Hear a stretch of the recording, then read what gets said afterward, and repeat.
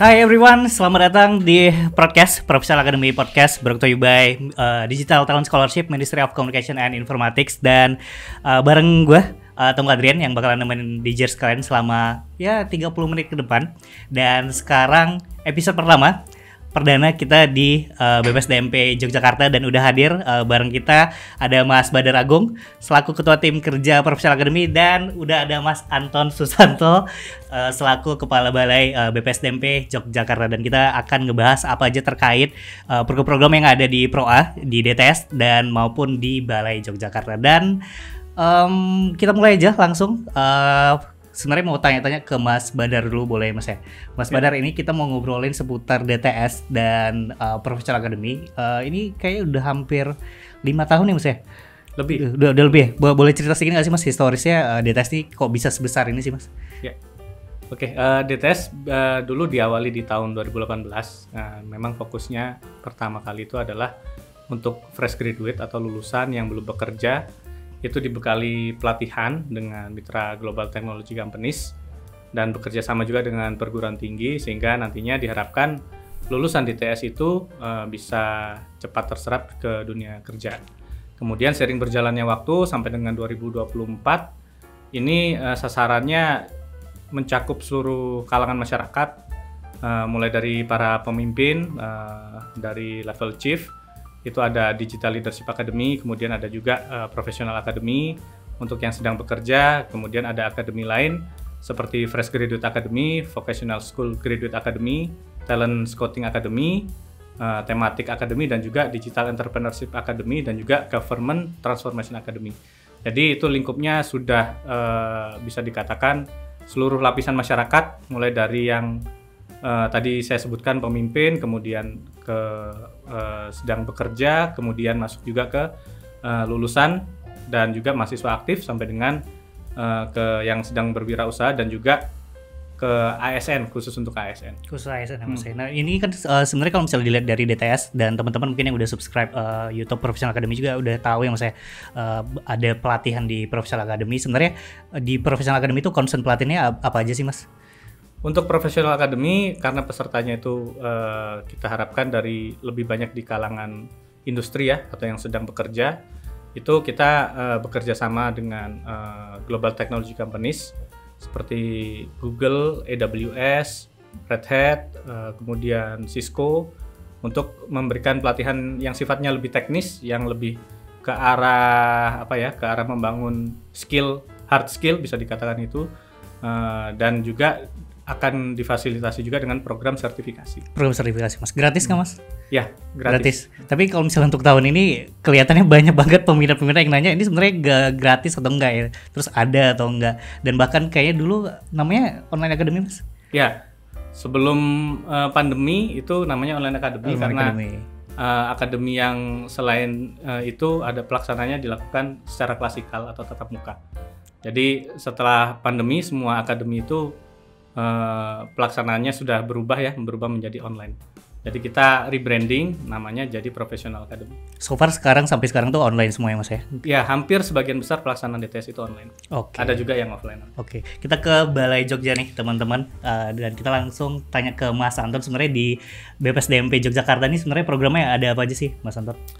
BPSDMP Jogja itu kan UPT Mas ya, unit pelaksana teknis. Jadi kita memang nggak tadi kan banyak akademi disebutkan Mas Badar ya, ada macam-macam dari DLA, GTA, TSA, dan lain-lain lah. Nah kalau balai itu nggak semua, kita itu yang sudah dilakukan oleh balai itu terutama untuk ASN itu Government Transformation Academy. Kemudian untuk segmen mahasiswa atau yang baru lulus itu ada FGA, Fresh Graduate Academy. Kemudian untuk mahasiswa dan yang baru lulus juga mendekati lulus itu ada Vocational School Academy. Untuk masyarakat umum kita punya DEA, Digital Entrepreneur, dan Thematic Academy ya. Jadi dari semua akademi pusat kita yang tidak masuk di UPT itu DLA Mas. DLA dan TSA. Oke, termasuk Pro A. Termasuk Pro. Termasuk Pro A. Mungkin jadi mumpung kita ketemu di sini, what will we do? Iya, benar-benar. Pro A ini ke depan. Oke, mungkin berarti secara struktural tuh BPSDMP di bawah BPSDM Kominfo pusat, dan kalau misalnya untuk di Jogja sendiri tuh wilayah kerjanya mana aja tuh Mas? Kita Jogja, Jawa Tengah, dan Bali, Mas. Dan Bali juga. Loncat ke sana. Sebenarnya indikator pemilihan wilayah itu seperti apa sih Mas? Pemilihannya? Iya, pemilihan wilayahnya gitu. Soalnya kan gini kan banyak banget, ada 34 bahkan 30 berapa ya sekarang ya provinsi, ada 34 lebih. Dan pemilihan wilayah itu kayak apa sih Mas? Basisnya ya kayak tentatif ya. Kita nerima, tapi intinya sebenarnya yang menjadi pertanyaan kenapa kemudian di sini itu termasuk Bali gitu ya. Kalau menurut hemat kami ya ada karakteristik yang sama ya antara Bali dan Jogja. Kenapa kemudian digabungkan meskipun agak jauh ya? Kenapa kemudian Jawa Tengah? Jadi kita kan punya UPT itu ada kalau yang balai kecil ya itu kalau salah 6 ya. Ya, ada 6. Di Jawa itu Balai Bandung, Jakarta, Jogja, dan Surabaya. Bandung, Jakarta. Nah, ketika dibagi, kita lihat petanya itu pertama berbasiskan populasi. Ya, populasi dan peta lulusan SMA dan perguruan tinggi. Nah, ketika dibagi, misalkan wilayah Jawa Tengah dan Jatim, ternyata Jawa Timur kan lebih banyak. Iya, benar. Ya, makanya kemudian Balai Surabaya yang membawahi wilayah Jawa Timur dan NTB itu setelah kita proporsikan sesama wilayah hampir sama. Nah itu kebijakan pusatnya seperti itu, berbasiskan data-data yang ada. Ya, betul. Nah, gitu Mas. Based on population juga ya Mas. Based on population tentunya. Berarti kalau misalnya dari 8 akademi yang ada di pusat, ada 6 yang masuk di BPSDMP Jogja, itu ngelibatin siapa aja Mas untuk pelaksanaannya Mas? Kita hampir semua kabupaten kota Mas. Jadi kita ada 3 provinsi ya, pemerintah provinsi Bali, Jogja, dan Jawa Tengah. Kemudian ada kalau nggak salah 18 kabupaten kota di Jawa Tengah, di Jogja itu 4 kalau nggak salah ya, Bali berapa lah. Tapi memang karena keterbatasan anggaran ya kita nggak sampai melakukan pelatihan di semua kabupaten kota. Nah, kita ada sistem filtering, makanya biasanya kita di tahun sebelumnya itu melakukan pemetaan dan evaluasi. Nah, ketika dipetakan akan muncul mana prioritas kabupaten kota dan jenis pelatihannya apa. Karena kan kita sendiri punya IMDI Mas, Indeks Masyarakat Digital Indonesia yang memetakan dari 4 pilar itu ya, infrastruktur, keterampilan, pemberdayaan, dan kepekerjaan. Kita lihat, ternyata di pemberdayaan, berarti kita ada fokus ke pemberdayaan masyarakatnya, terutama di digital entrepreneur atau di tematik akademi. Terus daerah tertentu yang sudah bagus bisa kita larikan untuk ASN-nya misalnya di GTA. Jadi kita punya mapping berbasiskan data. Berbasiskan data. Oh, Oke. Kalau misalnya untuk di Proa sendiri Mas, di wilayah kerja BPSDM Jogja tuh kayak apa sih Mas? Atau mungkin secara nasional tuh kayak apa? Baik. Kalau secara nasional pesertanya Proa itu sekitar bisa dibilang lebih dari 75% itu sedang bekerja. Jadi mereka ketika pendaftaran itu mereka set statusnya itu sedang bekerja dan juga mereka menambahkan nama instansi di mana tempat bekerjanya. Ini instansi ini maksudnya bukan khusus untuk pegawai negeri ya, tapi juga organisasi atau perusahaan. Dan untuk wilayah kerja Balai Jogja kemarin kami sudah coba rekap ya di DI Yogyakarta, Daerah Istimewa Yogyakarta, Jawa Tengah dan juga Pulau Bali. Itu rata-rata ini per tahunnya itu dari total kita ngambilnya data peminatan aja, data pendaftaran. Data pendaftaran tuh peminatan peserta dari ketiga provinsi tersebut itu mencapai sekitar 13%. Jadi bisa dibilang cukup besar ya. Kalau di rata-ratakan kita punya sekitar 8 UPT, itu sudah di atas 12,5 ya. Kalau kita rata-rata per UPT itu rata 100% di wilayah kerjanya, ini cukup besar. Memang untuk porsi terbesarnya untuk di wilayah kerja BPSDMP Kominfo Yogyakarta itu ada di Provinsi Jawa Tengah. Jadi Jawa Tengah, kemudian DI Yogyakarta, kemudian dengan Provinsi Bali. Untuk rata-ratanya untuk Provinsi Bali itu sekitar per batch-nya pendaftarnya itu sekitar 150-an. 150-an pendaftar. Terus kalau yang di Jawa Tengah, Provinsi Jawa Tengah itu sekitar 820-an. Kalau yang di DI Yogyakarta itu sampai dengan 320-an, sekitar segitu angkanya. Jadi kita sekali buka pelatihan memang apa ya? Untuk setiap batch itu di Pro A itu tema pelatihannya kadang ada yang sampai dengan 5 pelatihan, ada yang sampai dengan 10 pelatihan, itu yang mempengaruhi. Jadi semakin banyak kita buka tema pelatihan, ke peminatan peserta itu untuk mendaftar seluruh Indonesia itu juga semakin besar karena minat di bidang teknologi itu kan banyak ya, banyak bidangnya sebenarnya di situ. Sehingga semakin banyak kita buka bidang tersebut, itu akan semakin banyak juga peserta yang pendaftar yang ingin bergabung di pelatihan di Professional Academy. Oke, sebenarnya kalau misalnya di Pro A sendiri tuh minatnya sebesar apa sih Mas di beberapa bidang teknologi itu kan ada banyak tema pelatihan tuh. Minatnya lebih banyak di mana tuh sebenarnya di Pro A? Kalau di Pro A rata-rata yang hype sekarang itu kan data. Data itu cukup besar, memang 20 sampai dengan 30% itu pendaftarnya itu di bidang data. Kemudian lanjut ke ada cloud computing. Cloud computing juga cukup besar, apalagi di daerah-daerah daerah-daerah ibu kota gitu. Itu yang punya akses dan juga dari sisi pemerintahan juga mulai belajar cloud juga, itu masuk juga di Pro A. Karena sebenarnya kalau dilihat dari laporan masyarakat nih Mas, laporan masyarakat ini pada nanya kenapa sih nggak ada digital marketing atau mungkin pelatihan-pelatihan bisnis yang ada di Pro A itu kenapa sih Mas? Kalau tadi ya itu pelaksanaan kayak bisnis atau entrepreneurship atau marketing itu akademinya ada di DEA. Jadi di Pro A itu lebih fokus ke teknis di bidang IT. Kalau DEA nanti dengan Pak Anton nanti yang akan mengeksekusi di wilayah kerjanya. Di wilayah kerjanya Mas ya.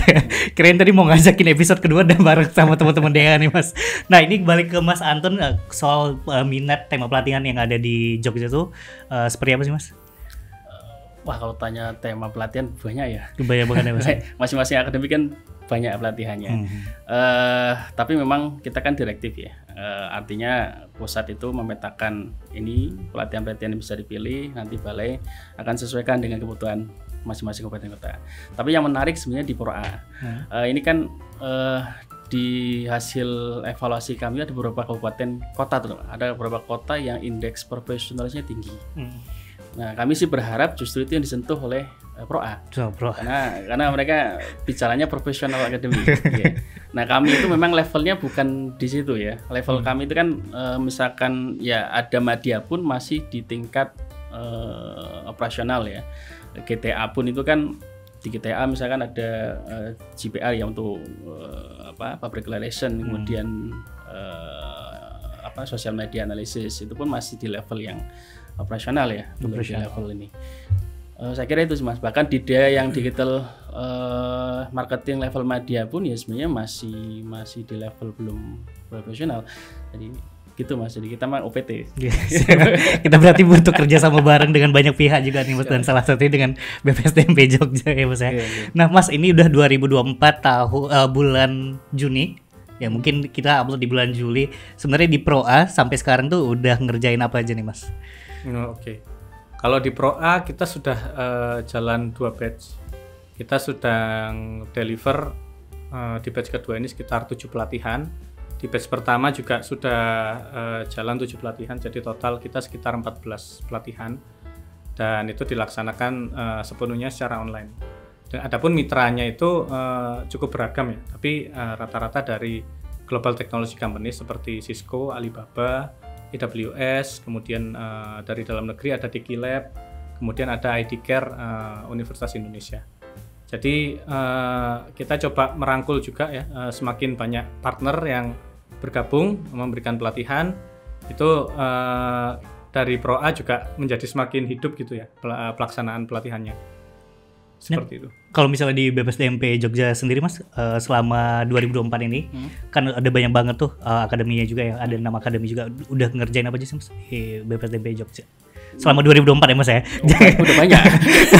Kejauhan kita kalau 5 tahun Mas. Jadi kalau GTA malah sudah down kita. Artinya sudah selesai. Udah selesai ya. Kita sudah target di 1000 udah hampir 1000 ya. Sudah selesai. Kemudian di DEA targetnya 2100 ya, 2100 peserta. Ini sudah 2000-an, jadi tinggal 100-an. Terus untuk TA juga sama kondisinya, tinggal 100 target peserta. Terus apa lagi? DEA, TA, GTA. FGA? Nah, FGA yang belum. FGA Nah, ini FGA menarik. Jadi kan ini FGA kan memang kalau di Pro A itu ada Glotek ya. Di FGA juga Glotek. Jadi kita kemarin buka kalau nggak salah ada 5 kampus ya. Karena memang kita untuk FGA harus dilakukan dengan kampus-kampus mitra. Ada Udayana, ada Telkom Purwokerto, ada saya lupa lah, ada di Dinus ya kalau nggak salah. Nah, temanya macam-macam. Ada Oracle, Cisco, sama AWS dan Huawei untuk 5G-nya. Jadi paling ya itu sih kalau yang agak relate tema-temanya dengan Pro A. Dengan Pro A ya Mas ya. Dengan banyaknya akademi, dengan banyaknya tema pelatihan yang ada di BPSDMP Jogja dan ada beberapa banyak juga wilayah kerjanya Mas ya. Sebenarnya challenge-nya kayak apa sih Mas? Challenge-nya menangkap kebutuhan real ya. Oke. Ya. Walaupun sebenarnya udah ada dari benchmark dari IMDI itu Mas ya. Iya, terkadang gini Mas, karena ketika ada benar-benar kebutuhan real kan peserta menjadi tertarik dan tingkat kompleksinya tinggi. Oke. Jadi kalau di GTA kita nggak ada masalah karena biasanya kalau di government terus itu kan langsung direction sekda biasanya. Sekda. Jadi sekda memerintahkan ke ASN, OPD-nya untuk mengikuti GTA. Itu biasanya lebih mudah ya untuk mengikat peserta. Nah, ketika yang lain, terutama di digital entrepreneur dan tematik ini kan pesertanya masyarakat umum. Ya, ini yang ingin kita coba mencari strategi untuk mendekatkan kebutuhan ke mereka. Karena kalaupun misalkan kita lakukan pelatihan terus banyak yang drop gitu ya, keluar di tengah kan sayang. Ya, ongkosnya sudah sama tapi kemudian keluar ketika pelatihan ya jadi mubazir gitu Mas. Oke, kalau misalnya di Pro A sendiri Mas, challenge-nya kayak apa sih Mas? Oke, challenge-nya di Pro A memang dari sisi kepesertaan itu masih banyak terpusatnya di kota besar. Kalau kita ngambillah dari provinsi di wilayah kerja BPSDMP Kominfo Jogja, itu rata-rata memang pesertanya itu paling banyak itu di ibu kotanya. Jadi dari industri yang sudah cukup mapan ya, sudah cukup tingkat lanjut lah di bidang IT atau mungkin yang bisa dikatakan suatu barometernya di provinsi itu memang di ibu kota. Sebagian besar itu di sana memang. Jadi kita juga mencoba merich juga sih harapan kami dengan adanya kayak sosialisasi, sharing session yang sering diadakan oleh Pro A dan juga mungkin dari podcast ini bisa membuka jalan. Jadi nantinya ketika Pro A membuka batch berikutnya untuk pendaftaran pelatihan itu bisa tersampaikan dan juga dari wilayah kabupaten atau kota selain dari ibu kotanya itu juga lebih banyak peminatnya. Harapannya seperti itu. Oke. Dan Mas Badar ini juga kalau nggak salah udah dari awal juga ya Mas profesional akademi terbentuknya Mas ya. Sebenarnya kalau misalnya dilihat seberapa jauh sih Mas impactfulnya atau mungkin ada success story-nya dari Pro A Mas? Oh ya. Karena kan banyak banget di kolom komen di YouTube, di Instagram juga pada bilang lumayan banget, kebantu banget. Cuman kita kan nggak pernah tahu sebenarnya sejauh apa sih impactnya gitu. Kalau impactnya sih kan kita memberikan pelatihannya ini gratis ya, bisa dikatakan masyarakat itu yang gabung di Pro A dengan kurikulum yang terstandar dari industri itu kan diharapkan juga mengikuti pelatihan dengan sungguh-sungguh. Itu paling nggak ilmu yang mereka dapatkan ketika lulus dari pelatihan itu sudah selaras dengan dunia industri. Nah, kemudian lebih jauh lagi kalau terkait dengan impact yang outcome dari Pro A, itu ketika nantinya peserta itu lulus pelatihan dan nilainya itu cukup tinggi, itu kita berikan fasilitasi sertifikasi. Khusus untuk yang pelatihan ada sertifikasinya. Di situ nanti pelaksanaannya dengan mereka lulus sertifikasi misalnya, itu menurut kajian dari internal Badan Litbang itu terjadi kenaikan salary yang mereka dapatkan, bisa menjadikan mereka itu klaim sebagai nilai tambah atau value dari mereka bekerja. Itu sampai dengan peningkatannya bisa sampai dengan 2-3 juta kalau 2-3 juta. Sekitar segitu. Nah, ini cukup tinggi ya, cukup lumayan sih Mas. Dan Evi ini teman-teman kalau misalnya teman-teman ada yang backgroundnya non IT itu sebenarnya sertifikasi itu lumayan mahal Mas ya, $300, $500 ya Mas ya. Dan di Pro A kita provide gratis ya Mas ya. Oke. Sebenarnya tanpa sertifikasi pun misalnya teman-teman ada yang ingin alih kompetensi, yang dulu pekerjaannya mungkin bukan di IT tapi pengen masuk di IT itu juga kita pelatihannya nggak yang levelnya itu tingkat lanjut banget, nggak. Kita juga memfasilitasi teman-teman yang ingin reskilling, jadi yang pengen pindah haluan, pengen masuk ke dunia IT, bisa ikut pelatihan di Pro A, dan itu success story-nya juga cukup banyak sih. Nah, teman-teman itu ada possibility kalau misalnya saya jadi host, jadi engineer bisa ya Mas ya.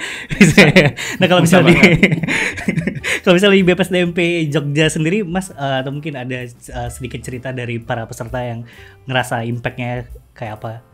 Ya, karir ya. Kalau Karir. GTA itu karir, karena kan kewajiban 20 JP itu kan menunjang kompetensi dan karir untuk ASN. Ya. Terus kalau yang menarik di DEA itu kan ada beberapa success story terkait dengan pengembangan usaha. Jadi kami itu di Jogja itu ada JDTC, Jogja Digital Training Center, yang JDTC. kemudian kita build menjadi talent community. Ini sebenarnya program kelanjutan. Program lanjutan. Jadi kita ada coaching klinik untuk beberapa UMKM yang berminat, dan siapa yang meng-coaching langsung yang ngajar. Langsung aja. Jadi mereka nggak hanya selesai setelah ngajar terus bubar gitu ya. Ada komunitas yang terbentuk dan mereka membangun hubungan untuk menjadi pembina atau pendamping usaha. Itu jadi pendamping usahanya. Iya. Ya.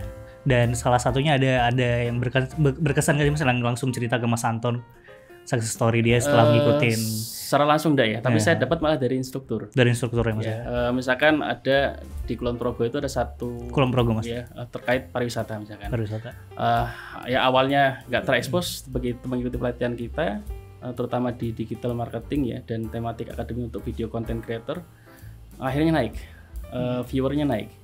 Jadi itulah salah satu success story yang bisa kita rasakan ya untuk masyarakat. Untuk masyarakat. Oke, siap. Thank you. Mungkin ini terakhir karena kita durasi juga nggak mau pengen panjang-panjang juga Mas. Untuk di Pro A sendiri Mas, kedepannya targetnya kayak apa sih Mas? Ya, mungkin nantinya sih kalau berkaitan dengan sinkronisasi program lah dengan UPT, nanti kemungkinan akan ada TOT kalau memang dibutuhkan. Itu nanti dari kampus yang bekerja sama dengan BPSDMP Kominfo Jogja, itu ketika nanti akan ada buka pelatihan, mereka bisa mengirimkan calon instrukturnya, nanti dari Pro A yang memberikan fasilitasi pelatihan. Tapi kalau untuk yang lebih lanjut, kemungkinan nanti bagi para peserta yang sedang belajar ya, yang saat ini mungkin sedang belajar atau nanti akan ikut pelatihan, diharapkan nanti ikut pelatihannya itu sampai tuntas, karena kemungkinan nanti kita akan mengadakan pelatihan tingkat lanjut yang pesertanya itu seleksi awalnya pasti adalah alumni dari peserta DTS. Nah, kalau misalnya untuk di BPSDMP Jogja sendiri targetnya ke depan kayak apa Mas? Selain ini kerja bareng sama Pro A ya Mas ya? Saya sambut baik dulu ya. disambut baik dulu Mas pancing Mas. Karena kan memang gini ya, untuk mengejar target kita kan ada beberapa tambahan mitra kampus ya. Kita sedang mengusulkan beberapa kampus yang untuk menjalin MOU. Nah ini kebutuhan TOT sangat besar sebenarnya, terutama untuk tema-tema yang terkait Cloudtech ya, nanti implementasinya ke FGA atau di VSGA. Nah terkait ke depan, saya kira kalau di BPSDM Kominfo itu kan kita itu yang cukup menarik, kita menjadi anggota salah satu forum untuk pelatihan digital difabel Mas. Oh, digital. Yaitu SK Gubernur Jogja. Karena memang kita intens ya, meskipun ya targetnya hanya kemarin 100 ya, tapi kita bisa lebih 100 lebih sekian lah melakukan pelatihan itu. Desain pelatihannya kan mungkin akan berbeda, ya, baik dari infrastruktur untuk melatihnya, kemudian juga ekosistem pembantunya, lingkungan pendukungnya itu kan kita akan coba provide. Tapi itu impian saya pribadi. Rencananya targetnya berapa peserta tuh Mas secara jumlah? Tahun depan ya. Tahun depan kita tambahan FGA itu 1.000 ya, berarti sekitar 6.000-an mungkin ya. 6.000-an. Lebih 7.000-an. Kalau sekarang kan 6.010 ya, 6.100 tahun depan ya mungkin 7.000-an. 7.000-an. Kalau misalnya untuk di Pro sendiri Mas? Ya, kita untuk tahun depan kemungkinan sekitar sampai dengan 5.000-an peserta. 5.000-an peserta. Cuman ini kan menunggu arahan juga dari pimpinan. Nanti akan deliver pelatihan tingkat lanjut sejauh mana, dan juga untuk yang pelatihan yang reskilling juga sejauh mana. Tapi estimasi kami di tahun 2025 sampai dengan 5.000-an peserta. Oke, dan mungkin beberapa banyak DJers yang ada di YouTube atau mungkin di Instagram yang pengen ikutan tahun depan, mungkin ada yang mau dipromoin, silakan Mas dari Proka sendiri kayak apa? Ya, nanti mungkin kalau kita sudah buka tema pelatihan, ini nanti sih rencananya di semester kedua ini kemungkinan nanti di Proa akan ada 1 atau 2 tema pelatihan lanjutan. Nanti akan kami infokan, jadi teman-teman yang ingin tahu info lebih lanjut dari DTS Pro A itu bisa follow Instagramnya DTS Pro A dan juga Instagramnya Digitalent Scholarship, itu biar nanti kalau ada info terbaru itu bisa lebih update dan juga nggak telat dalam daftar. Oke, terakhir nih buat Mas Anton, mungkin ada yang mau dipromoin karena mungkin lagi ada buka pelatihan atau mungkin lagi buka pendaftaran, Mas? Ya, ya intinya cek kita punya Instagram ya, BPSDMP Kominfo Yogyakarta. Semua terupdate di situ. Okay. Ya, termasuk ke depan itu ada beberapa pelatihan untuk TA dan DEA. Ya, TA dan DEA. Cek itu aja di situ. Oke, thank you Mas Anton, thank you Mas Badar. Jadi teman-teman bisa langsung cek aja di dtspro.id dan di sosial medianya BPSDMP Yogyakarta. Teman-teman bisa cari juga di websitenya DTS digitalent.kominfo.go.id. Dan that's it mungkin teman-teman untuk episode perdana ini di podcast episode 1 bareng BPSDMP Jogja, Mas Anton dan Mas Badar, Ketua Tim Kerja Profesional Academy. Saya Tengku Adrian pamit undur diri. I'm signing out. Bye-bye. Sampai ketemu lagi.